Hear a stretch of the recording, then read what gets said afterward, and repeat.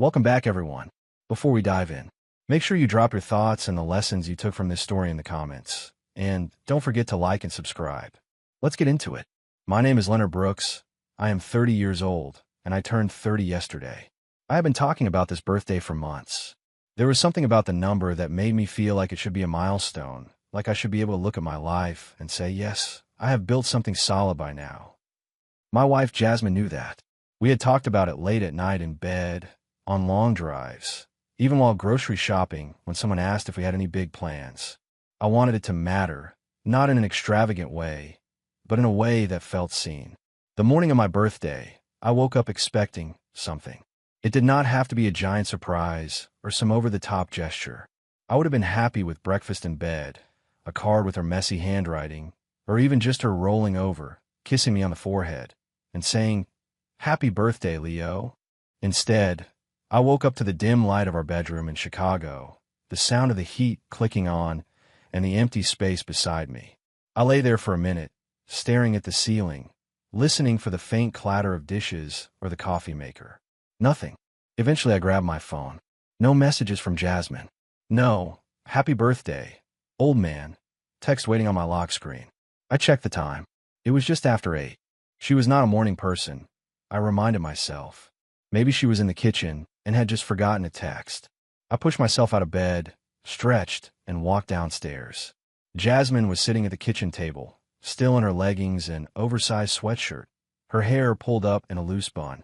The sunlight coming through the window lit up the side of her face, but her eyes were locked on her phone. She did not look up when I walked in. No balloons, no card, no cake, no candles, just the faint glow of her screen. "Morning," she said, still scrolling. Her tone was flat, casual, the same way she sounded any random Tuesday when we were both rushing to work. I waited for the rest of the sentence, for the words I had been expecting since I opened my eyes. They did not come. "Morning," I replied, trying to keep my voice normal. I opened the fridge just to have something to do with my hands. A cold blast of air hit me as I stared at leftover takeout, eggs, and a carton of orange juice. No cake, no surprise. I poured myself some juice, feeling that quiet, growing pressure in my chest that comes right before disappointment fully settles in. Jasmine finally stood up, grabbed her purse from the chair, and slipped on her sneakers.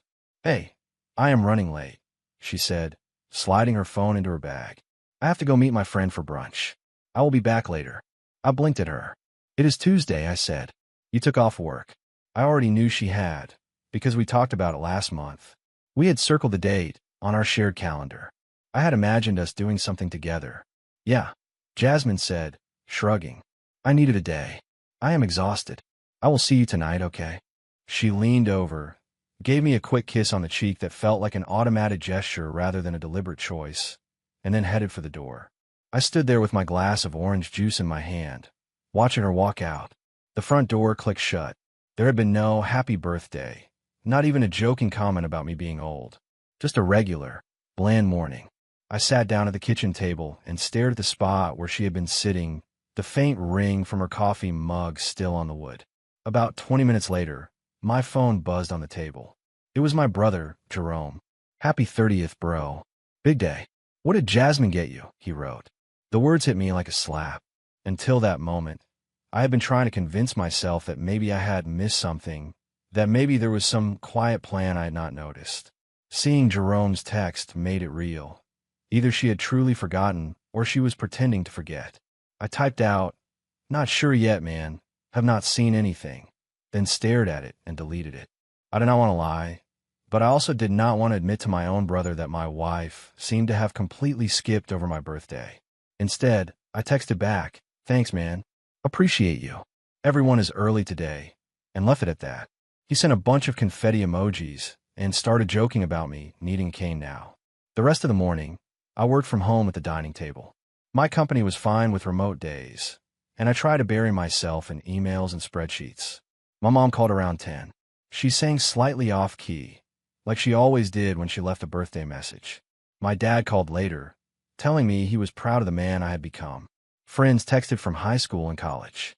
Everyone remembered. Everyone except the one person who shared my bed, my house, and my life. Around 4 in the afternoon, That uneasy pressure in my chest had turned into something sharper. Jasmine still had not texted. No picture brunch. No sorry. It is a surprise. I will see you tonight. Nothing. I stare at my laptop screen, but could not focus. Finally, I opened the location sharing app on my phone. Jasmine was the one who had insisted we share locations a couple of years ago, said it made her feel safer when she traveled for work or came home late. Her dot popped up on the map in an instant. She was not at a restaurant. She was not at a spa or at a park or at one of our friends' houses. The little blue pin sat firmly on a hotel in downtown Chicago, not far from the river. The name of the hotel glowed back at me like a neon accusation. I zoomed in to make sure I had it right. There was no mistaking it. She was at a hotel. My stomach dropped. A cold wave rolled through me from head to toe. I tapped her contact and hit the call button. The phone rang once, then cut straight to voicemail. No ring on her end. No chance for her to ignore it. It was already silenced or turned off. I stared at her contact photo on the screen, the one where she was laughing at a barbecue last summer, then hung up. In that moment, I had choices. I could have grabbed my keys, driven downtown, marched into that hotel, and demanded to know what room she was in. I could have caused a scene in the lobby, yelled, cried, begged, whatever my emotions decided to do once I got there.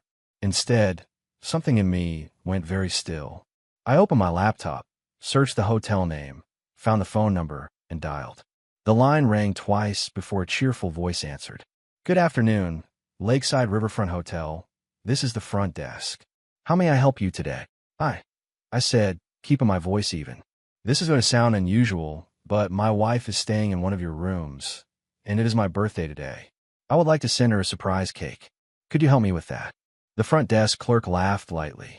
"Oh, that sounds sweet. We can definitely arrange that. Do you know her room number?" "I actually do not," I said. "But her name is on the reservation. Her name is Jasmine Brooks." I spelled it out slowly, listening to the tapping of keys on the other end. There was a short pause. Then the clerk said, "Found her. She is in room 304. We can have a small cake sent up from our restaurant.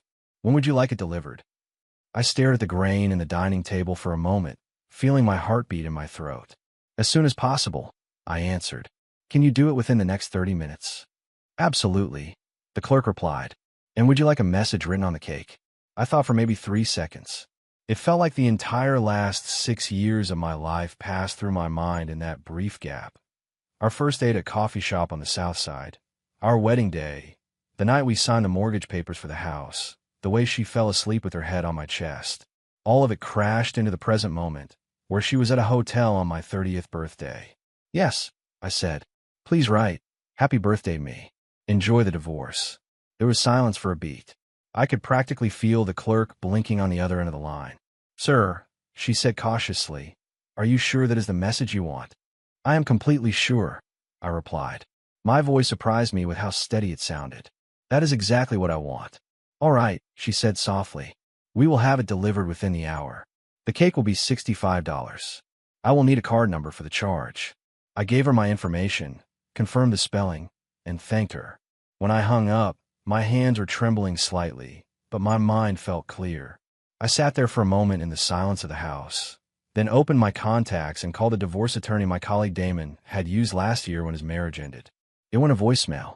I left a message explaining that I needed a consultation as soon as possible, gave a brief outline. Wife at a hotel on my 30th birthday, suspicious behavior, shared assets, and asked for a call back. Then I set my phone face down on the table and waited. At 5:43 in the evening, my phone started buzzing repeatedly. Jasmine's name lit up on the screen. I let it ring. She called again. And again. My chest tightened, but I turned the phone over so I would not have to watch it flash. Then the text started coming in rapid bursts. "Leonard, what is wrong with you?" she wrote. "Why would you do this? You are embarrassing me. Call me right now. This is not funny." The messages grew more frantic as the minutes passed. "You are being childish. Answer your phone. We need to talk. What is your problem?" I did not respond to any of them. Instead, I took screenshots, one after another, saving every message and making sure they were backed up in the cloud. It felt cold, methodical, but it also felt necessary. I had already decided the direction this day was going to take. Around 6 o'clock, my phone rang again, this time from a number I did not recognize. I hesitated, then answered. "Hello. What is wrong with you? A woman's voice snapped immediately. Leonard, seriously, what is your problem? Her voice sounded high and sharp with anger. Who is this? I asked. My tone was calm, almost bored. This is Latoya, she said. I am Jasmine's friend. You just humiliated her in front of everyone. Everyone. I repeated. That is interesting. I thought she said she was just with you, having a friend's day. There was silence for a few seconds on the other end. Latoya recovered quickly, but I heard the hitch. You are a psychopath, she said. She deserves better than this. Then she can have better without being married to me, I replied. I did not wait for an answer. I ended the call, exhaled slowly, and stood up. Something in me shifted from hurt to resolve right then. At 7 in the evening, my phone buzzed again. This time it was the attorney, Mr. Caldwell, calling back. I walked into the living room, sat on the couch, and answered. I explained the entire situation as plainly as I could. My milestone birthday, no acknowledgement, her abrupt brunch plans, the hotel downtown, the cake, the frantic texts. When I got to the part about the cake, he chuckled softly. So you sent a divorce message on a birthday cake to a hotel where your wife was staying with. Who exactly? He asked. That is a great question, I said. All I know for sure is that it was not me. Well, he replied, I can see you tomorrow morning at 9 o'clock in my office. Bring any financial documents you have, mortgage papers, bank statements, anything related to valuable property. We will talk strategy and see where you stand. I will be there, I said. After we hung up, I opened the fridge, grabbed a beer, and sat in the living room with the television on, not really watching anything. The house felt strange, familiar but hollow, like someone had taken a knife and sliced a thin layer off every memory inside it. Jasmine came home around 9:30 that night. I heard her key in the lock, the door opening, her footsteps in the entryway. She walked into the living room like a storm cloud, eyes red, face tight with anger. What the hell was that? She demanded. I took a sip of my beer, then looked over at her. A cake for my birthday, I said evenly, since you forgot. Jasmine's eyes flashed. I did not forget, she snapped. I was planning a surprise party for this weekend. You ruined everything. Interesting, I said slowly. Which hotel was the surprise party booked at? Her face flushed, a dark red spreading up from her neck to her cheeks. I was not. It is not what you think, Jasmine stammered. We were just hanging out with friends. Someone got a room, so we could keep the party going. You tracked me like a stalker. That is not normal behavior. You are the one who insisted we share locations, I reminded her. And yes, I checked my wife's location on my 30th birthday when she disappeared to a hotel instead of being with me. Wild concept, I know. Nothing happened, she insisted. Her voice cracked slightly. We were just drinking, talking. It was harmless. Someone got a room? I repeated. Who is someone? She looked away, her jaw tightening. She did not answer. Was that someone's name on the cake receipt? I continued. Because room 304 was registered under your name. The hotel was very clear about that. It was a group thing, Jasmine said finally. We all chipped in for the room. It was just supposed to be fun, Leonard. You are blowing this out of proportion. Here's the thing, I said, standing up. I have an appointment with a lawyer tomorrow morning. You should probably get your own. Her eyes widened, then filled with tears. You are seriously doing this over a misunderstanding? She whispered, her voice trembling. Over one bad day. You forgot my 30th birthday, I said quietly, feeling the words settle between us like bricks. You spent the day at a hotel instead of with me. You ignore my calls. And when I called you on it, your first reaction was to worry about being embarrassed, not about what you actually did. If that is a misunderstanding, it is the kind that does not get fixed with flowers. Jasmine's tears spilled over. It was just a bad day, she said. I have been stressed. You know how work has been.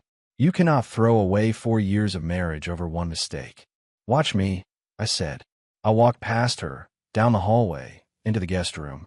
I closed the door and locked it. For about 30 minutes, she knocked and cried and begged through the wood. I lay on the bed, staring at the ceiling, listening to each word with a weird sense of detachment. Eventually, the knocking stopped. I fell asleep faster than I had in months. 3 days later, I was sitting in Mr. Caldwell's office in a high-rise, overlooking the city, a folder of documents on my lap. He wore a dark suit, glasses, and had the calm, unshakable demeanor of someone who had watched a lot of marriages unravel and knew the patterns by heart. He went through my papers methodically. Our mortgage information, my retirement account statements, my pay stubs, our joint checking, and then the separate account I kept for my side projects. "You are in a reasonably good position," he said finally, folding his hands on the desk. "The house is in both your names, but you put down 80% of the down payment, correct?" "Yes," I said. "I used money from my grandfather's life insurance. I kept that payout in a separate account until we bought the house 2 years ago." "That matters," he said. "We will want to show a clear trail of where that money came from. It can affect how the equity in the house is divided. Now, what about other significant assets? Anything collectible, any vehicles, investments, that sort of thing?" "The big thing is the pinball machines," I said. "I collect and restore vintage pinball machines. It started as a hobby 8 years ago, before I even met Jasmine. I have 6 fully restored machines in the garage. They are worth about $45,000 altogether. I bought them all myself, either before we got married or with my own money that I can document. I also have 2 more I am restoring. Those will probably be worth another $15,000 once they are done." Mr. Caldwell's eyebrows rose slightly. "That is a serious hobby," he said. "Do you have receipts for the purchases and documentation about the restoration work?" "Yes," I replied. "I keep everything. Photos, receipts, serial numbers, restoration logs, appraisals. I track my hours, parts, even the before and after values." "Good," he said. "Those machines are likely your separate property, but it will be important to document that thoroughly. Take time this week to photograph each machine, front and back, note serial numbers, gather all receipts, and organize your restoration notes. The more detailed we are, the harder it will be for anyone to argue their marital property." I spent that afternoon in the garage, doing exactly that. The space smelled like metal, dust, and faint machine oil. I moved from machine to machine. The 1978 8-ball, the 1980 Firepower, the older ones I had rescued from basements and shuttered arcades, taking photos, zooming in on plates and labels, opening panels to show internal work I had done. The rhythmic click of the camera on my phone felt almost therapeutic. Jasmine was staying at her parents' house at that point, giving me space, as she put it in one of her last texts. I had not responded. It was peaceful without her constant presence and the emotional whiplash that came with it. I listened to music while I worked, letting the familiar motions calm me. Around early evening, my phone buzzed repeatedly. The notifications were from an unknown number, but the messages were clearly from her mother. "How could you humiliate my daughter like that?" The first one read, "She made one mistake, and you are throwing away a marriage over a birthday. She is devastated." I stared at the messages for a moment, then typed a single reply. "She spent my 30th birthday at a hotel under her name while I was at home," I wrote. "I sent a cake. Now I'm sending divorce papers. Please direct any future communication through her attorney." Then I blocked the number. The quiet that followed felt like fresh air. On the 4th day, Jasmine showed up at the house. I was in the garage with the 1978 8-ball machine open, soldering a connection on one of the boards. I heard the garage door open and close, then her footsteps. "We need to talk," she said, hovering near the doorway. I did not look up immediately. "Talk to my lawyer," I said, focusing on the wire in my hand. "Leonard, stop being dramatic," Jasmine said. I could hear the frustration in her voice. "I told you nothing happened. We were just hanging out. You are overreacting." I set the tools down and finally turned to face her. "Who was in the room, Jasmine?" I asked. She pressed her lips together and did not respond. "That is what I thought," I said quietly. "It was my friend's boyfriend's friend," she said after a moment. "We were all just hanging out. It was not like that." "Your friend's boyfriend's friend got a hotel room on a Tuesday," I said, "and you happened to be at that hotel on my birthday, which you conveniently forgot. That is what you're going with." "I did not forget," she snapped. "I was planning something for the weekend. I told you that. You sabotaged it." "Even if I believe that," I replied, "you still chose to spend the actual day of my 30th birthday at a hotel with other people instead of with me. That alone tells me everything I need to know about your priorities." Jasmine looked around the garage, eyes landing on the rows of machines. "So that is it?" she asked. "For years gone? Just like that?" "Yes," I said. "That is it." Her expression hardened. "Fine," she said. "Then I want half of those." She pointed at the pinball machines lined up against the walls. "And half the house. And spousal support, since I make less than you. I'm not going to walk away with nothing after everything I have put up with in this marriage." There it was. The real reason she had come back. "Talk to my lawyer," I repeated calmly. "Those machines are not yours. They were all purchased with my money, either before we were married or with inheritance funds that I kept separate. I have receipts. You used to call them garage trash last year, remember?" "That is not fair," Jasmine said sharply. "I supported you while you wasted money on them. I could have said no to you filling our garage with this stuff." "I did not waste money," I said. "I invested in something that has appreciated significantly. And I supported this marriage financially and emotionally while you were cultivating a workout buddy at the gym." Her eyes narrowed. "You are being vindictive," she said. "You are not even trying to work this out." "I'm being smart," I answered. "There is a difference." Jasmine's shoulders sagged. She shifted tactics, softening her voice. "Baby, please," she said. "Can we just talk about this? Really talk. No lawyers. No threats. Just us. We can fix this. I love you. I messed up. I am sorry. We can go to counseling." "There is nothing to talk about," I said. "You are asking me to try to believe your story, to forgive you for spending my birthday at a hotel and then immediately planning how to take half my things. That is not a foundation for counseling. That is a foundation for resentment." Jasmine's eyes filled again. "Where am I supposed to go?" she asked quietly. "You are kicking me out of my house." "Our house." "Your parents seemed welcoming," I said. "I am not kicking you out. We will either sell and split the proceeds, or one of us will buy the other out. My lawyer will send options. If you cannot afford to buy me out, then selling it is. I will move to an apartment." She stood there, waiting for me to soften. For years, that had worked. I would see her cry, feel guilty, and fold. This time, I picked up my tools and turned back to the open machine. Eventually, she left. 2 days later, I was served with her attorney's papers. She was asking for half the house's value, which was fair enough. Half my retirement account, including everything I had earned long before we were married. Half the value of all pinball machines, which she estimated at $30,000, still lower than their true worth. 3 years of spousal support, and my covering the car payment on her vehicle, which was unfortunately in my name thanks to a mistake I had made 2 years earlier. Mr. Caldwell reviewed the documents, lips pressed together. "This is aggressive, but not unusual," he said. "We will counter. The pinball machines are your separate property, and we can prove that. 3 years of spousal support is unreasonable given the length of the marriage and her ability to work. The car is annoying, but we will address it. Let's talk about your documentation again." Over the next week, things somehow became messier. I learned from Jerome, who heard it from his girlfriend Maya, who heard it from one of Jasmine's coworkers, that the friend's boyfriend's friend from the hotel was actually a guy from Jasmine's gym. His name was Trent. He was her workout partner and had been for about 6 months. They often spent hours together there. I texted Jasmine that night. "Workout buddy from the gym for 6 months," I wrote. "Want to revise your story?" She replied quickly. "Who told you that?" "That is a lie." I answered, "Trent is a very specific lie, Jasmine." There was a pause. "We're just friends," she wrote. "You are twisting this. There is nothing going on. You are ruining everything over your imagination." I stared at the screen, anger simmering beneath the calm. "Just like you were just friends at the hotel on my birthday?" I replied, "Nothing happened, right? You just talked in a hotel room that you paid for on the day you forgot my birthday." She responded, "I did not forget. I told you.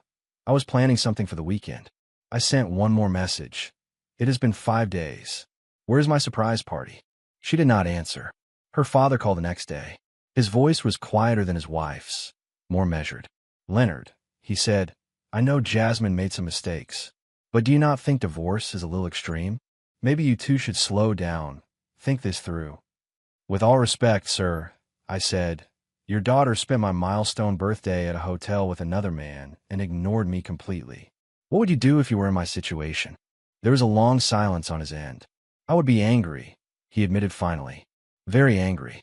Right now, I'm handling this as calmly and legally as I can," I said. "She is entitled to her fair share of the marital assets, and she will get that. But I am not staying in a marriage where I am treated as an afterthought." "She says you are taking everything from her," he said quietly. I'm taking what is mine, I replied. She will have her share of the house sale and the retirement contributions made during the marriage. That is the law. The pinball machines belong to me. They were always mine. That is the reality. He sighed heavily. She has been a mess since you filed, he said. I do not know how this is going to end, but I hope you both find some peace. I will not push you to change your mind. I just wanted to hear your side. I appreciate that, I said. After we hung up, I realized I did feel a little lighter. Not better, exactly, but more certain. Over the next few weeks, life settled into a strange rhythm. I moved through my days at work, taking meetings, writing reports, answering emails, and then came home to a house that no longer felt like ours but mine alone for the time being. I started eating more regularly, actually cooking instead of grabbing whatever was easy. The constant tension that had been the marriage for months, the little digs, the unexplained absences, the late-night arguments, faded away.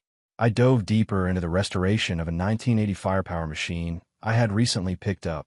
My evenings were filled with the sharp smell of solder, the soft clink of tools, and the satisfying snap of panels closing into place. Keeping busy helped. Each fixed connection, each glowing light, felt like a tiny reclamation of control. About 5 weeks into the process, Jasmine officially moved out. Her parents helped her load her clothes, shoes, and personal items into a rented truck. She tried to take the 65-inch television from the living room, the one I bought 2 months before we even met. I walked into the room and pulled out the original receipt from the folder I had prepared. That television was purchased before we were even dating, I said calmly. It is mine. You are not taking it. Jasmine rolled her eyes and called me petty. Her mother muttered that I was selfish.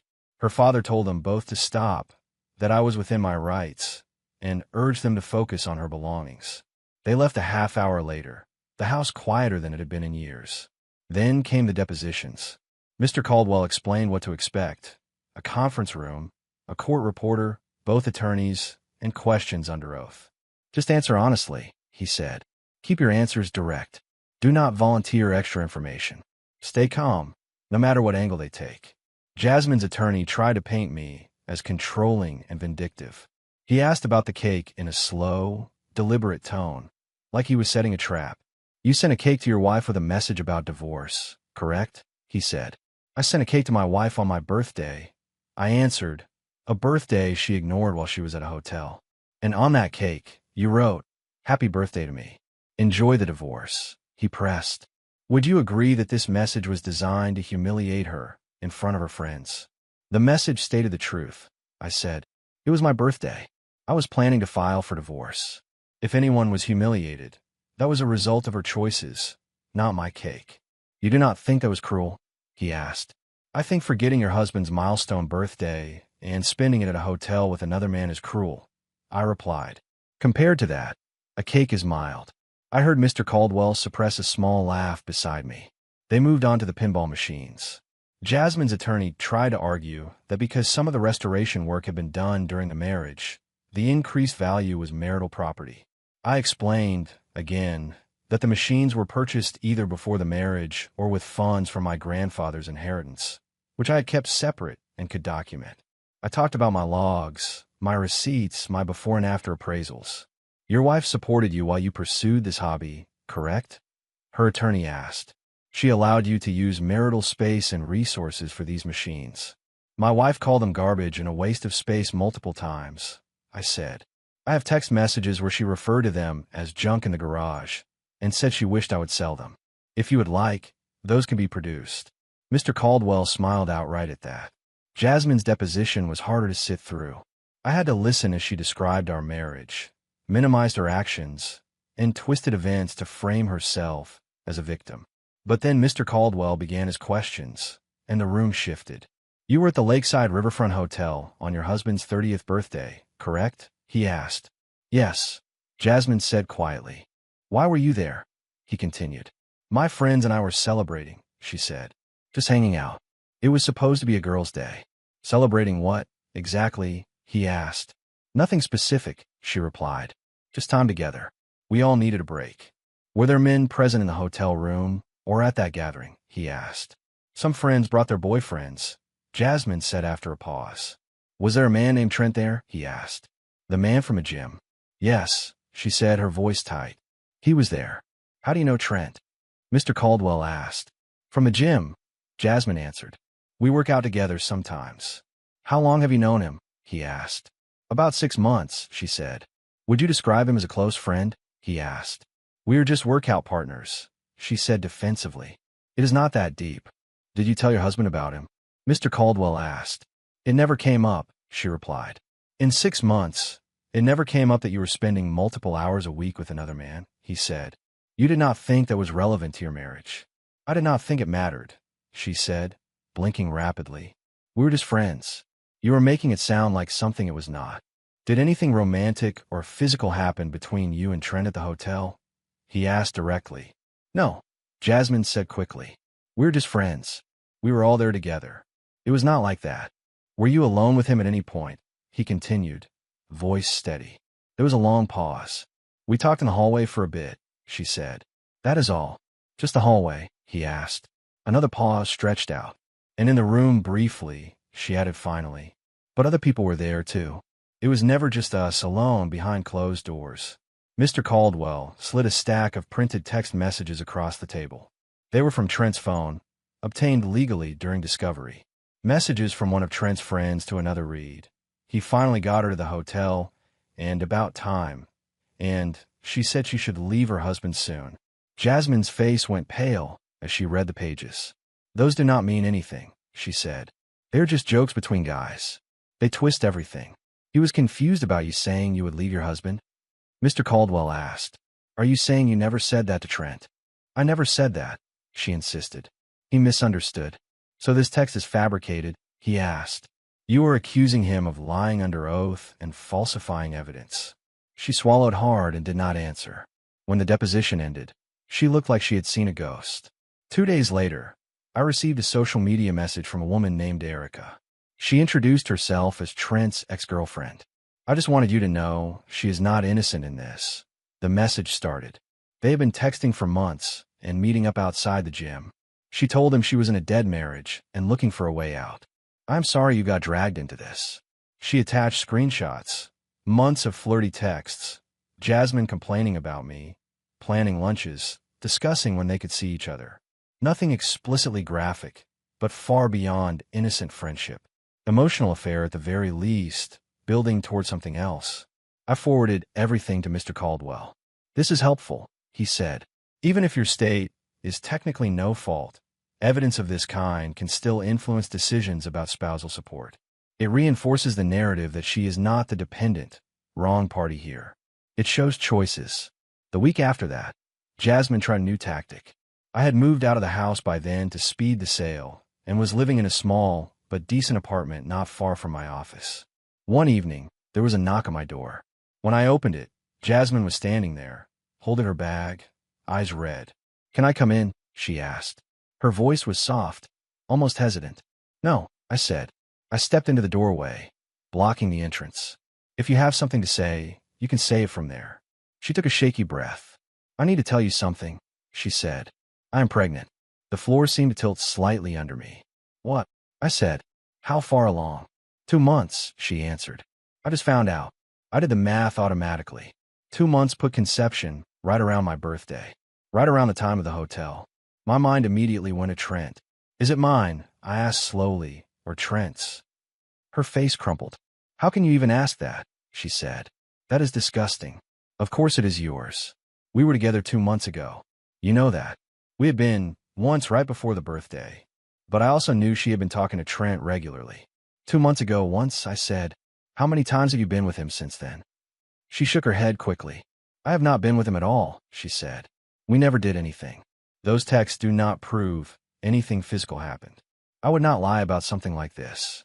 So you're saying the baby is definitely mine, I said. She nodded. Yes, she said. It is yours. I need you to be there. We can fix this. We can go to counseling. We can start over for the baby's sake. Please, Leonard, do not let our child grow up in a broken home. Here is what I am willing to do, I said, keeping my voice steady. When the baby is born, we will do a paternity test. If the child is mine, I will take responsibility. I will handle child support and be involved as a father.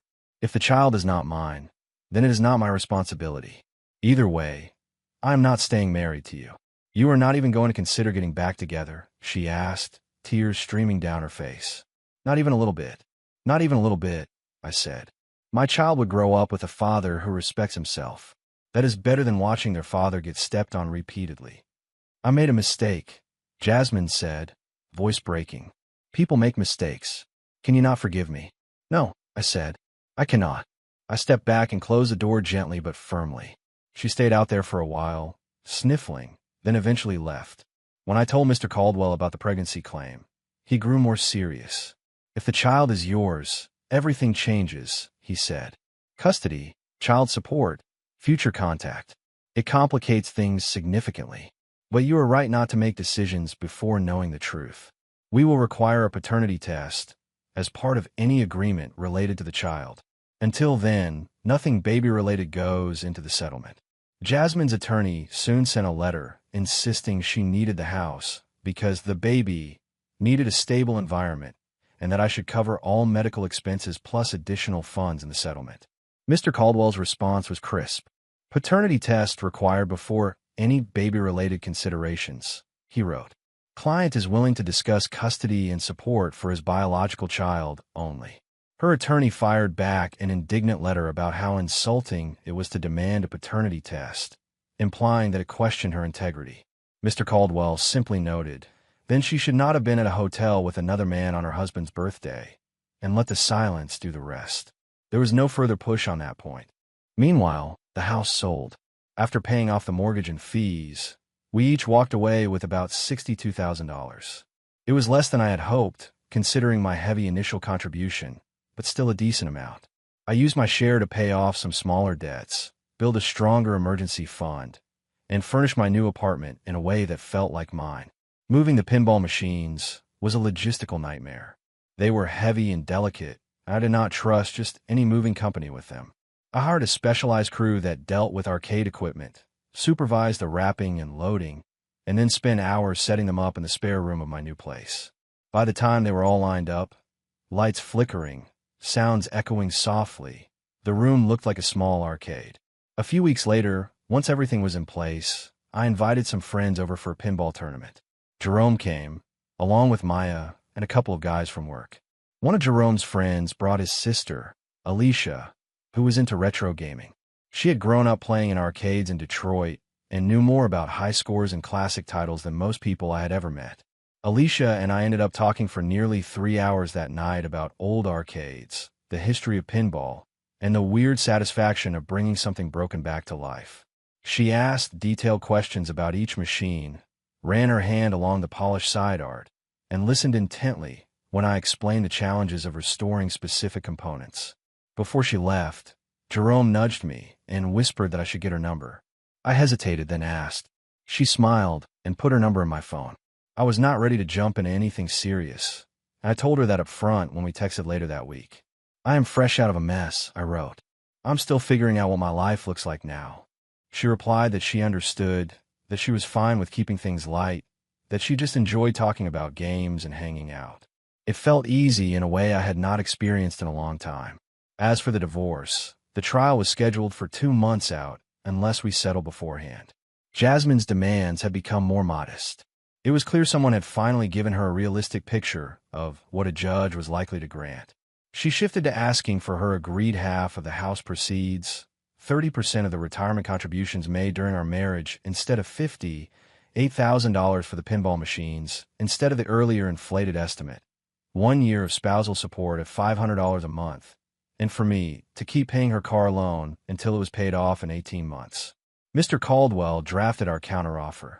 Her half of the house proceeds, which had already been settled, 35% of the retirement contributions during the marriage, splitting the difference, $0 for the pinball machines, since they were documented separate property, 0 spousal support, since she was employed full-time and the marriage had been relatively short, and transferring the car title and loan to her name, making her fully responsible for payments. We are close, he said, looking up from the documents. The main sticking point is the pinball machines. She is emotionally attached to the idea of getting something from them, because she is angry you value them and fought to keep them. She is framing tolerance as entitlement. We're not moving on that. Tolerating someone's hobby does not entitle you to it in court. Weeks passed with back-and-forth negotiations. Despite her insistence, we held firm. Every time she tried to drag the machines into the conversation, we came back with the same answer: separate property, documented down to serial numbers, acquisition dates, and sources of funds. Eventually, Jasmine relented when her own attorney finally told her it was a losing battle. The baby situation resolved itself in a way that was both abrupt and oddly quiet. 2 weeks after Mr. Caldwell formally demanded paternity testing and medical records as part of any custody or support discussions, Jasmine's attorney sent a curt email informing us that she had experienced a miscarriage. There were no details, no medical reports, just the statement. Mr. Caldwell raised an eyebrow when he read it. Given the timing, he said, "It is possible she was never pregnant and hoped the idea would give her leverage. It is also possible she was pregnant and truly lost it. We cannot know without records. Legally, it does not matter now. There is no child to account for in the agreement." I felt a mix of emotions I cannot fully untangle.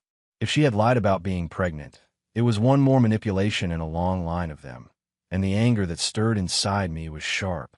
If she had been pregnant and lost the baby, even if there were questions about paternity, that was tragic in its own right. In either case, I decided not to pursue the truth. Whatever had happened was no longer tied to my future. The only clear thing was that the child would not exist and would not be a legal factor in our lives. Eventually, we reached a settlement agreement and avoided trial. The final terms were straightforward. We split the proceeds from the house sale, each getting our $62,000. Jasmine received 35% of my retirement contributions from during the marriage, about $18,000 in total. She got nothing from the pinball machines. They were explicitly recognized as my separate property. She received no spousal support. The car loan and title were transferred fully into her name. She would be solely responsible for the payments going forward. The judge signed off on everything at a brief hearing. When I walked out of the courthouse into the cool air for the first time in months, I felt a strange sense of quiet in my head. Not joy exactly, not triumph, just clarity. The legal fees, in total, cost me about $8,500. It was a significant amount of money, but every time I thought about it, I also thought about that cake, that hotel room, that hollow ache in my chest when I realized my wife had treated my 30th birthday like just another day. The money felt like the price of freedom, and I was willing to pay it. A week after the divorce was finalized, Jasmine sent me one last email. "I know you hate me," she wrote. "I do not blame you. I need you to know that I am sorry. I should have been honest from the start. I should have cared more about your feelings. I hope that someday you can forgive me." I read it twice, felt the old ache stir, and then deleted it without replying. There was nothing left to say. Life did not miraculously become perfect after that, but it became mine again. I got into a routine in my new apartment. Work during the day, pinball restoration in the evenings, the occasional dinner with friends, or a movie night with Jerome and Maya. The pinball room became my favorite place in the world. The machines hummed and lit up around me, a constant reminder of things I had created and preserved with my own hands. Alicia started coming by occasionally to help troubleshoot stubborn issues or just to play a few games. One evening, we spent an hour trying to track down a problem with a solenoid on the 8-ball machine. She sat on the floor, flashlight in hand, handing me tools as I leaned into the cabinet. We ordered pizza, fixed the issue, and then played several rounds, laughing and cheering over high scores. She knew the full story by then. I had told her about Jasmine, the hotel, the cake, the depositions, the claimed pregnancy, all of it. I wanted to be transparent before whatever we were doing turned into something more. When I finished, she sat quietly for a moment, processing everything. "Well," she said finally, shaking her head with a small smile, "Jasmine is an absolute fool. I cannot believe she picked some random gym guy over someone who can bring a dead pinball machine back to life." I laughed, a real laugh that felt like it came from somewhere deep inside. Things with Alicia remained casual for a while, exactly how we had agreed. We watched old arcade documentaries, tried out vintage game consoles, went to a small arcade bar together to critique the condition of their machines. I noticed how relaxed I felt around her, how low the stakes seemed. There were no mind games, no half-truths, no shifting stories. Just conversations, jokes, and shared interests. Looking around my apartment one evening, I realized how much had changed in less than a year. I had lost a house, a marriage, some friends who chose Jasmine's version of events over mine, and a chunk of my retirement savings. But I had kept the things that mattered most to me: my self-respect, my ability to sleep at night, my sense of who I was when no one else was in the room, and yes, my pinball machines lined up in a glowing row. My 31st birthday was already on the horizon. Jerome insisted he was going to throw me a proper party, one that would not involve any secret hotel rooms or questionable brunch plans. Real friends, real celebration, he said when we talked about it over dinner. I had already decided that I was baking my own cake this time, just because I could. Sometimes I thought back to that afternoon at the dining table, my finger hovering over the hotel's phone number, my heart pounding as I decided what to write on that cake. It felt, in hindsight, like a hinge moment. The instant I said, "Happy birthday" to me, "Enjoy the divorce," out loud to a stranger on the phone, I chose myself. I chose not to beg, not to chase, not to twist myself into knots trying to salvage something that only looked whole from the outside. I heard later from someone who worked at the hotel's restaurant that the staff had been talking about that cake for days. The room service guy who delivered it to room 304 apparently read the message, raised an eyebrow, and walked away wondering what exactly he had just stepped into. For him, it was probably just another bizarre story from his job. For me, it was the start of an entirely different life. When I think about that day now, I do not picture Jasmine's shocked expression or the string of angry texts. I picture the cake, the precise lettering on top of the frosting, the absurdity and bluntness of the message. I picture myself standing in the kitchen, phone in hand, realizing that I deserved better than what I had been given. In the end, that $65 cake was the cleanest line I ever drew in my life. It was not about humiliating Jasmine. It was about telling the truth in the loudest, most undeniable way possible. My marriage ended that day, and everything that followed, lawyers, documents, moving boxes, new machines, late-night repairs, easy laughter in a small apartment, came from that moment when I decided I was done being treated like a background character in my own life. If you enjoyed this story, please like, comment, and share this video with your friends. Subscribe and turn on the notification bell so you never miss a powerful story drop.